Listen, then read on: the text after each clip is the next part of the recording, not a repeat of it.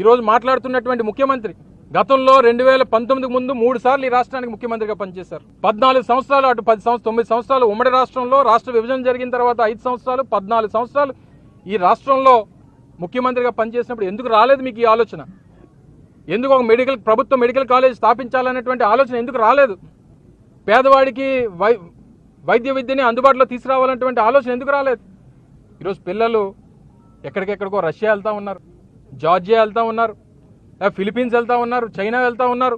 ఓ పేదవాడి ఇంట్లో ఒక వైద్య విద్య చదవాలనంటే ఇన్ని ఇబ్బందులు పడతా ఉన్నారు. ఇక్కడ ఏదైనా ఒక ప్రైవేట్ కాలేజీలో చదవాలంటే 1,50 లక్షల రూపాయలు వెచ్చిస్తే తప్ప వైద్య విద్య అందుబాటులోకి రానటువంటి పరిస్థితులు ఈరోజు రాష్ట్రంలో ఉంటే, అటువంటి ఈ రాష్ట్రంలో 17 మెడికల్ కాలేజీలని ప్రభుత్వ పరంగా తీసుకుని వస్తే వారికి అందుబాటులోకి వస్తాయి, మరో 4,500 సీట్లు పెరుగుతాయి అనేటువంటి ఉద్దేశంతో జగన్మోహన్ రెడ్డి గారు నిర్ణయం తీసుకున్నారు. ఈరోజు వాడిని కొనసాగించాల్సింది, దానికి కావాల్సినటువంటి ఫండింగ్ కూడా అటు నాబార్డుతో కానీ లేకపోతే ఇతర స్కీమ్స్ ద్వారా ఫండింగ్స్ తీసుకొని వచ్చి ఇప్పుడున్నటువంటి ప్రభుత్వం మీద ఆ బడ్డను కూడా లేదు. అవసరమైతే వారితో పాటు మాట్లాడుకొని ఉన్నటువంటి దాన్ని కొనసాగిస్తే సరిపోయేటువంటి పరిస్థితులు ఉన్నటువంటి ప్రభుత్వానికి ప్రైవేట్ వారంటే మొగ్గు, కార్పొరేట్ వారంటే మొగ్గు, క్యాపిటలిస్టులు అంటే మొగ్గు, ఇవన్నీ చేసి ఈరోజు దారాదత్తం చేసేటువంటి ప్రయత్నం చేస్తూ ఉన్నారు. ఈరోజు నర్సీపట్నం మెడికల్ ఆ రోజు 30 డిసెంబర్ 2022ని ఇదే వేదిక మీద ముఖ్యమంత్రిగా జగన్మోహన్ రెడ్డి గారు నర్సీపట్నం విచ్చేసి ప్రాంత ప్రజలు ఎన్నో సంవత్సరాలుగా కళ్ళగంటున్నటువంటి ఈ ప్రాంతంలో ఒక సూపర్ స్పెషాలిటీ హాస్పిటల్ని మెడికల్ కాలేజీని తీసుకుని వస్తే ఈ ప్రాంతం తాలూకా భౌగోళిక పరిస్థితులు ఆర్థిక పరమైనటువంటి పరిస్థితులు మారుతాయి, ఈ ప్రాంతానికి కూడా ఉన్నతమైనటువంటి పేరు తీసుకురావాలనేటువంటి ఉద్దేశంతో ఈ కార్యక్రమాన్ని చేస్తే ఈరోజు 3 అంతస్తులు నిర్మాణం పూర్తయింది కాలేజీకి, 2 అంతస్తులు హాస్పిటల్ పూర్తయింది, హాస్టల్ బ్లాక్స్ ఫౌండేషన్స్ కానీ నిర్మాణంలో కానీ ఉన్నాయి. దీన్ని పూర్తి చేయడానికి మీకు ఉన్నటువంటి బాధ ఏంటి? ఎవరికి ఇచ్చేయడానికి మీరు ఈరోజు తాపత్రయపడతా ఉన్నారు?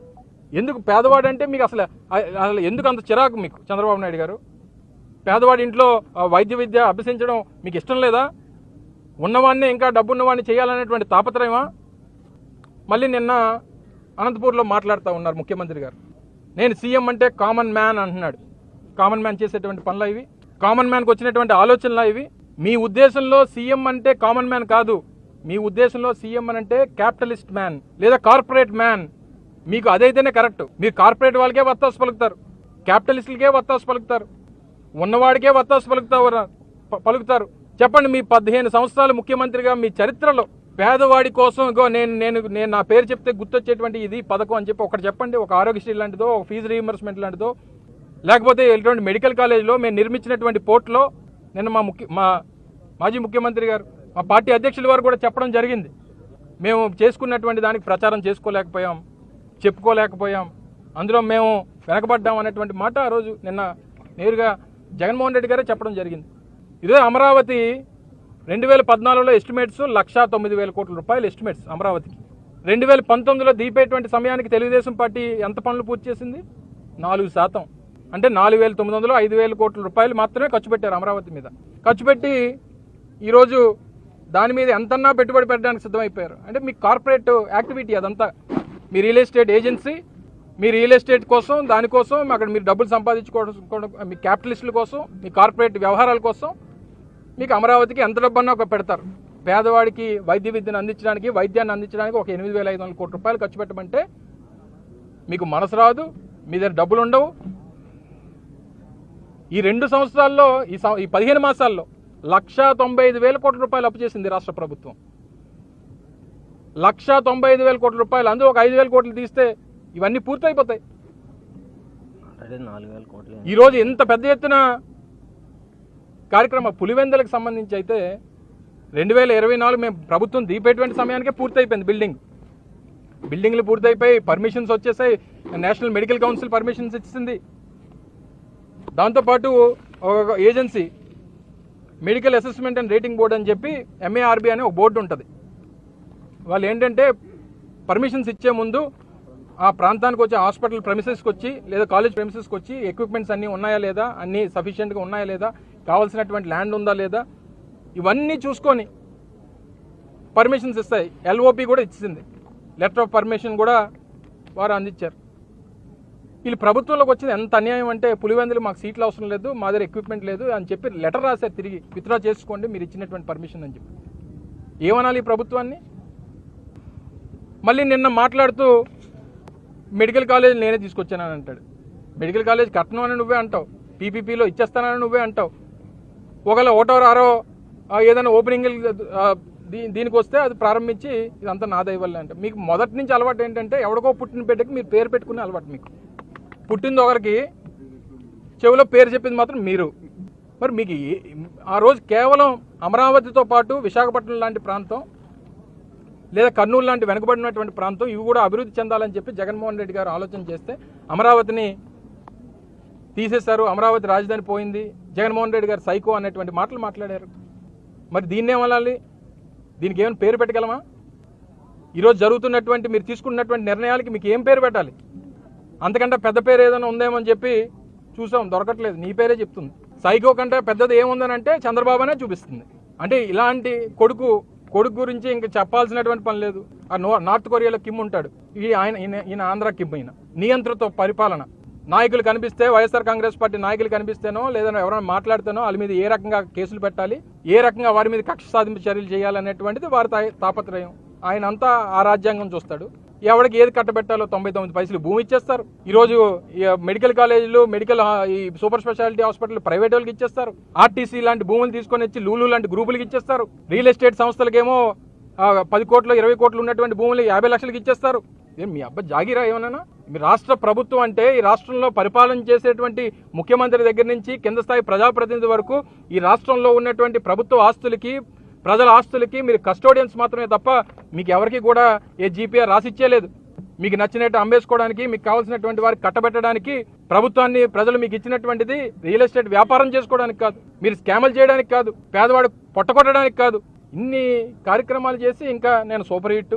ఏం సూపర్ హిట్? దేనికి సూపర్ హిట్? హిట్ సినిమా ఇలాగైనా ఉంటుంది? ఇంత అన్యాయమైనటువంటి పరిపాలన, ఎంత అరాచకం, పేదవాడికి ఈ రాష్ట్రంలో చోటు లేదు అనేటువంటి విధంగా వీరు చేస్తున్నటువంటి పరిపాలన. చెప్పండి, ఇచ్చినటువంటి ఆ 2-3 స్కీమ్స్లో కూడా ఏదన్నా ఆయన సొంతం ఉందా? మళ్ళీ రేపు దసరాకు ఆటో వాళ్ళకి ఇస్తానంటున్నాడు. అది ఎవరి స్కీమ్? అది వాహనమిత్ర. ఇప్పుడు ఇస్తున్నాడు తల్లికి వందనం అని పేరు పెట్టాడు. అమ్మఒడి ఎవరి స్కీమ్ అది? అంటే జగన్మోహన్ రెడ్డి గారు తీసుకున్నటువంటి నిర్ణయాల్ని, లేదా మొన్న రైతులకి 7,000 ఇచ్చాను అంటున్నాడు. 5,000 ఈయన ఇచ్చింది. 20,000 హామీ గత సంవత్సరం లేదు. 2024 25 రూపాయలు ఇవ్వాల. 2025కి 26కి అదొక 20,000 బాకీ. ఇంకా ఈ సంవత్సరంలో ఇంకో 15,000 బాకీ, ఇంకా 35,000 బాకీ ఉన్నాడు రైతులకి యూరియా దొరకదు. దానికి సమాధానం చెప్పడు. నిత్యం జగన్మోహన్ రెడ్డి గారి మీద పడేయడం, ఆయన్ని క్యారెక్టర్ అసాసినేట్ చేయడం. సో ఇంత అన్యాయం జగన్మోహన్ రెడ్డి గారు చాలా క్లియర్గా, కేటగారికల్గా చాలా క్లియర్గా చెప్పారు. మీరు ఏ నిర్ణయం తీసుకున్నా మళ్ళీ 2.5-3 సంవత్సరాల్లో వచ్చేటువంటి మా ప్రభుత్వం, మళ్ళీ జగన్మోహన్ రెడ్డి గారు ముఖ్యమంత్రి అయిన తర్వాత ఎవరు ఏ ప్రైవేట్ వాడు తీసుకున్నా అది క్యాన్సిల్ చేస్తాం, రద్దు చేస్తాం. ఇది కేవలం ప్రభుత్వ ఆధీనంలోనే, పేదవాడికి అందుబాటులోనే, పేద కుటుంబాలకు అందుబాటులోనే ఈ కాలేజీలు నడిపించేటువంటి కార్యక్రమాలు చేస్తాం. ఒక్క కాలేజ్ మాత్రమే కాదు, 500 కోట్ల రూపాయల్లో major share medical hospital, super speciality hospital. ఈరోజు నర్సీపట్నం, లేక పాయకరావుపేట, లేకపోతే పాడేరు, చింతపల్లిలో, లేకపోతే పక్కన ఉన్నటువంటి యలమంచిలో, చోడవరం, ఈ ప్రాంతాల నుంచి ఎవరికైనా కష్టం వస్తే విశాఖపట్నం వెళ్లాల్సినటువంటి పరిస్థితి ఉంది. 3 గంటల సమయం పడుతుంది. ఒక సూపర్ స్పెషాలిటీ హాస్పిటల్ ఇన్ని ఫెసిలిటీస్తో ఇక్కడ వస్తుందనంటే దాన్ని అడుకోవడానికి అసలు ఎలా మనసు ఒప్పింది నీకు? మనకి చేత కాదు, చేసిన వాడిని చూస్తే ఓర్వలేము. ఎవడన్నా పోర్టులు కడితే నేనే కట్టానంటావు. వైజాగ్లో airport, Bhogapuram international airport Jaganmohan Reddy కడితే అది నేనే కట్టానంటావు. 3 సీపోర్ట్లు కడతా ఉంటే అది మేమే కట్టానంటావు. చేత కాదు, చేసిన వాళ్ళని చూస్తే ఓర్వలేవు. సో ఏదేమైనప్పటికీ ఈ కార్యక్రమాన్ని మరింత ఉధృతంగా ముందుకు తీసుకెళ్తాం. ఒక కార్యాచరణ రూపొందిస్తాం, ప్రభుత్వం మీద ఒత్తిడి తీసుకొని వస్తాం, ప్రజలందరినీ కలుపుకుంటాం, కలిసి వచ్చినటువంటి రాజకీయ పార్టీలను అన్నింటిని కూడా కలుపుకుంటామని చెప్పి నిన్న జగన్మోహన్ రెడ్డి గారు చెప్పారు.